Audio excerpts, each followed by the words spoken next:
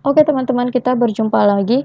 Di video kali ini, saya ingin membagikan sedikit cerita tentang pengalaman saya mengikuti tes CPNS tahun 2019-2020. Nah, saya berharap video ini bisa memotivasi atau menginspirasi teman-teman semua, terutama teman-teman yang mendapatkan skor SKD terendah ya. Jadi buat teman-teman yang mendapatkan skor SKD terendah, teman-teman tidak perlu pesimis karena saya pun juga dulu mendapatkan skor SKD terendah. Tapi bukan hal yang tidak mungkin teman-teman bisa mendapatkan skor SKB tertinggi. Jadi semua dari kita mempunyai peluang yang sama untuk lulus di tes CPNS.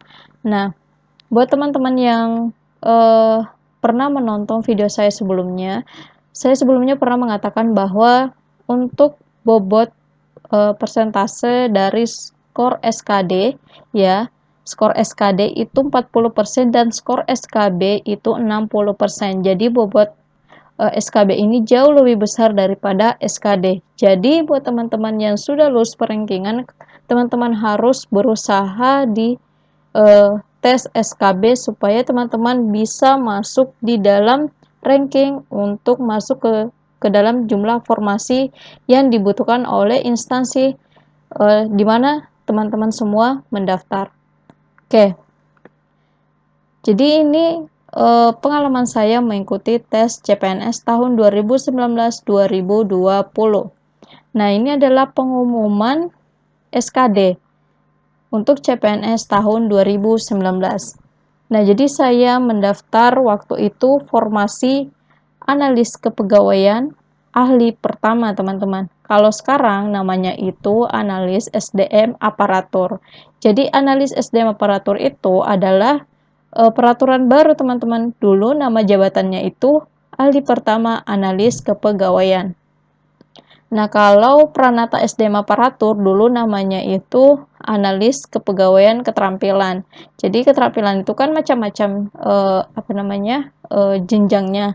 Sama dengan ahli keahlian itu macam-macam juga jenjangnya, ada ahli pertama, ahli muda dan seterusnya. Jadi dulu saya mendaftar di ahli pertama, analis kepegawaian. Nah, waktu itu formasi yang dibutuhkan itu cuma satu, teman-teman. Jadi formasi yang dibutuhkan itu cuma 1 orang. Otomatis yang masuk perankingan itu cuma 3 orang. Ya enggak? Nah, jadi untuk yang masuk yang lolos ke SKB itu kan 3 kali jumlah formasi, ya enggak? Jadi kalau formasi yang dibutuhkan adalah 2, berarti yang masuk perankingan itu adalah 6. Ya kan? Nah, karena dibutuhkan cuma 1, jadi yang masuk perankingan 3 orang untuk seleksi SKB. Nah, saya itu ada di peringkat ketiga, peringkat terakhir, dengan skor yang rendah sekali, 363, jauh dari skor pesaing saya, 403. Nah, oh iya, ini artinya kalau P itu memenuhi passing grade, ya, jadi P itu artinya, keterangan P itu artinya dia lulus passing grade, dan untuk L-nya itu artinya lulus ke tahap SKB. Jadi kalau yang peringkat 4 ini dia lulus passing grade-nya, tapi dia tidak lulus perankingan. Jadi seperti itu, teman-teman. Jadi skor saya di SKD itu rendah. Saya peringkat terakhir di skor 363. Lumayan jauh selisihnya dari yang peringkat 1. Kalau yang peringkat 2 itu cuma selisih 3 ya. Jadi nggak terlalu jauh. Yang jauh itu yang peringkat 1. Nah, pada saat saya pengumuman SKD, apa yang saya lakukan? Saya tidak tiba-tiba menjadi pesimis, tapi saya tetap optimis bahwa saya bisa melampaui pesaing saya dan saya akan mengejarnya di SKB. Dan itulah yang saya lakukan. Saya mengejarnya di SKB dan akhirnya saya yang menjadi peringkat 1 dan lolos menjadi CPNS tahun 2020. Nah, ini adalah pengumuman SKD saya dulu. Nah, ketika SKB dilaksanakan, skor saya itu rendah juga. Skor SKB saya itu rendah, teman-teman. skor SKB saya itu cuma 315. Jadi tidak tinggi ya skor SKB saya. Cuma 315. Nah, apa yang saya lakukan waktu itu? Saya waktu itu sempat pesimis di sini karena melihat live score, bukan melihat live score sih, langsung melihat di komputer ya. Waktu itu saya melihat di komputer bahwa ketika nilai saya keluar hanya 315. Nah, di situ saya sempat pesimis apakah saya bisa lulus atau tidak. Tapi waktu itu saya coba membuka live streaming untuk skor ya, untuk skor SKB saya buka live streaming dan ternyata pesaing saya itu ada di bawah saya skornya. Jadi pesaing saya itu di bawah saya skornya. Jadi saya peringkat 1 dalam formasi ini untuk skor SKB. Walaupun pesaing saya sebenarnya yang peringkat 1 ini skor SKB-nya juga tidak jauh dari saya. Kami hanya selisih 35 poin. Jadi dekat sekali skornya sebenarnya. Nah, disinilah apa namanya? Untung-untungan, bukan untung-untungan sih, rezeki kita berkata ya. Jadi tergantung rezeki sih sebenarnya. Nah, sebenarnya skor SKB saya dan dia itu nggak jauh, cuma selisih 35 poin kalau nggak salah. Ya, cuma selisih 35 poin. Nah, ketika pengumuman perintegrasian nilai SKD dan SKB, saya peringkat 1. Tapi sebelum pengumuman itu keluar, karena saya sudah penasaran, saya menghitung manual. Saya menghitung manual apakah saya lulus CPNS atau tidak. Ini sebenarnya bisa dihitung manual ya teman-teman. Caranya tinggal kalian kali 100, nilai SKD ini kalian kali 100 persen, kemudian dibagi nilai tertinggi. Dulu kan 500 seperti nilai tertinggi ya, berapa ya? Nilai 363 ini dibagi nilai tertinggi skor SKD dikali 100. Kemudian hasilnya nanti kalian tinggal kalikan 40% karena bobot yang diambil dalam SKD 40%. Rumusnya sama berlakunya dengan SKB. SKB juga begitu, nanti tinggal kalian kalikan saja hasilnya 60% karena bobot SKB itu 60%. Waktu itu saya hitung manual dan hasil hitungan saya itu saya peringkat 1. Jadi hasil hitungan manual saya peringkat 1, disitulah saya merasa bahwa oh alhamdulillah bisa lulus gitu. Walaupun selisih saya sama pesaing saya itu cuma selisih 1 poin, dekat banget sebenarnya. Nah, ketika pengumuman keluar, hasil integrasinya saya peringkat 1. Bisa nggak dari peringkat 3 ke peringkat 1? Bisa ya teman-teman, dan banyak kok peserta yang seperti ini. Jadi bukan hanya saya yang seperti ini, tapi banyak sekali peserta CPNS di seluruh Indonesia yang bisa melampaui pesaing-pesaingnya ketika di SKB. Itu sangat mungkin bisa terjadi. Jadi buat teman-teman yang peringkat terakhir yang skor SKD-nya rendah, kalian masih punya kesempatan untuk menjadi peringkat 1 di ujian SKB. Nah, kita lihat integrasi nilainya. Jadi untuk skor SKD itu 40% dan skor SKB itu 60%. Ya. Tadi formasi yang diterima cuma 1. Nah, jadi dari 3 orang ini ya 2 orangnya harus dieliminasi karena yang diterima cuma 1 gitu.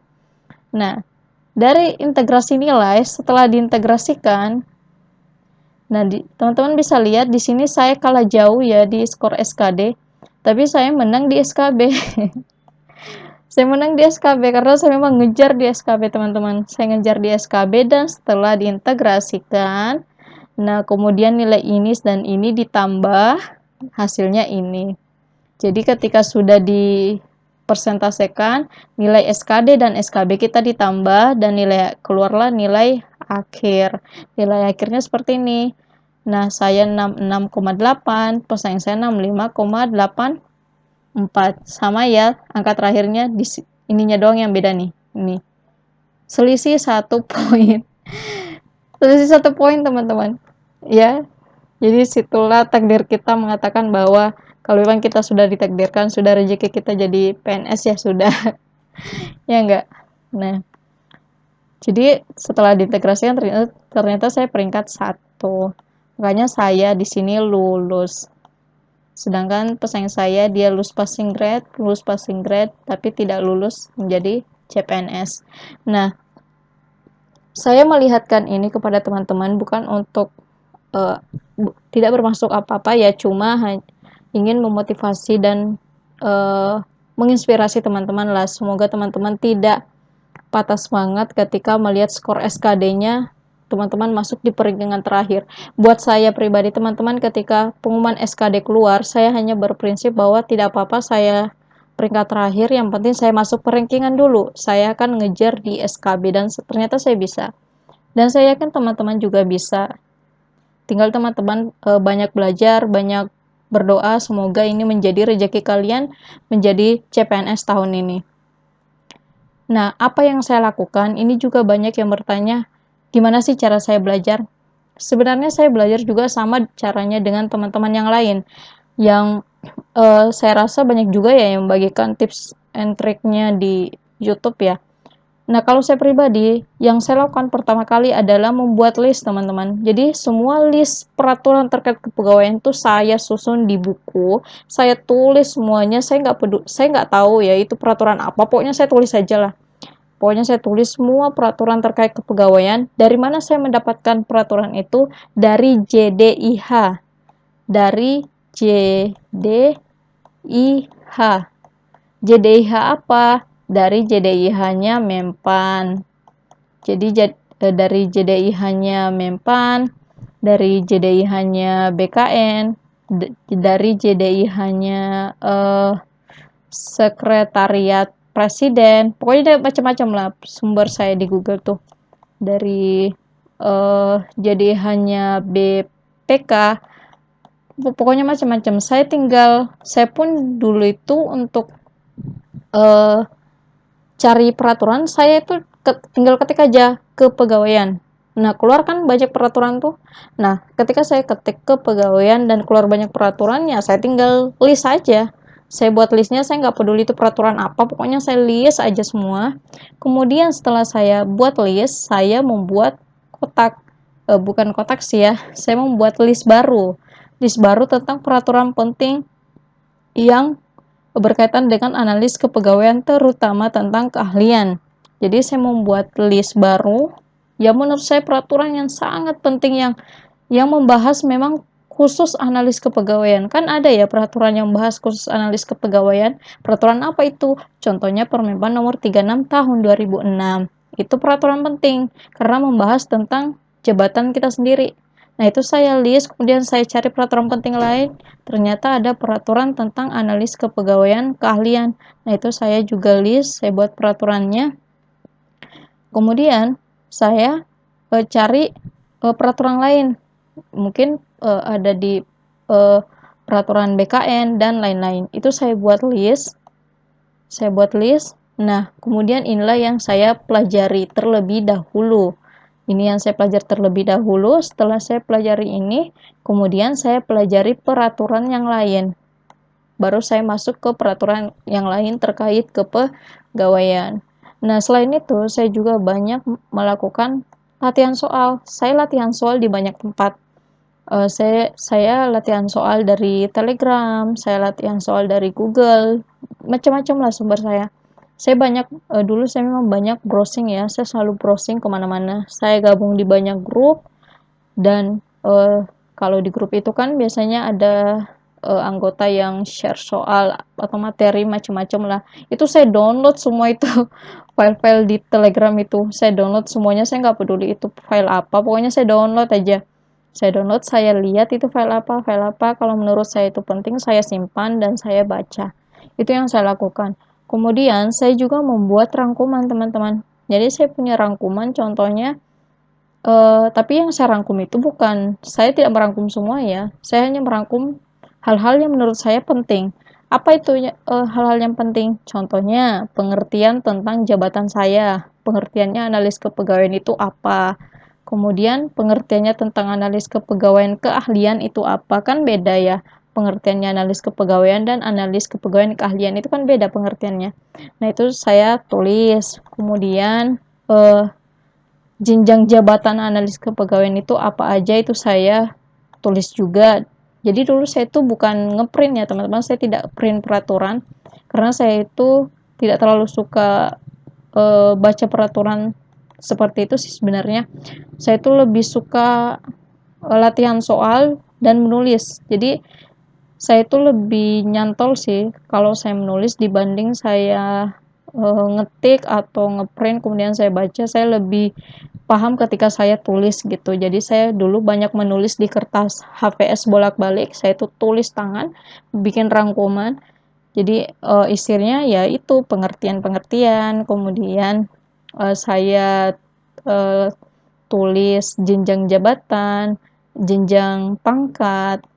Nah, pokoknya saya tulis semua hal yang menurut saya penting. Itu yang saya lakukan. Dan tentu saja ketika teman-teman sudah belajar, teman-teman juga perlu sebagai umat muslim ya, dan sebagai umat beragama saya rasa ya, teman-teman juga perlu memperkuat ibadah ya. Niatkan diri kalian bahwa kalian memang mau jadi CPNS. Masih CPNS ya ketika kalian lulus, status kalian masih CPNS. Kalian itu PNS ketika sudah mengikuti prajabatan. Jadi itu yang saya lakukan teman-teman.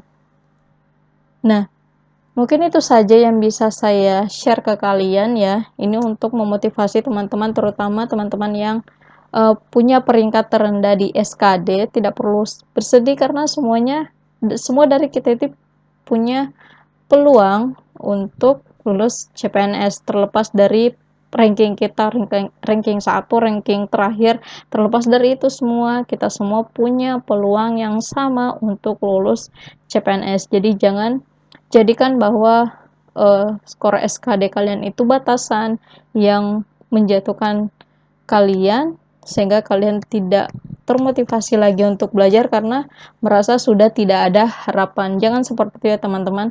Semua kita punya harapan dan semua bisa punya kesempatan untuk menjadi CPNS tahun ini. Tetap semangat, semoga teman-teman yang menonton video ini diberikan yang terbaik, yang terbaik dalam karir ya. Perlu juga saya sampaikan bahwa kalau teman-teman tidak lulus CPNS, tidak perlu bersedih, bisa jadi rezeki kalian memang bukan di CPNS, bisa jadi rezeki kalian ada di BUMN ya. Oh iya, saya juga mau kasih tahu kalau saya itu dulu ketika mengikuti tes CPNS itu adalah tes pertama saya.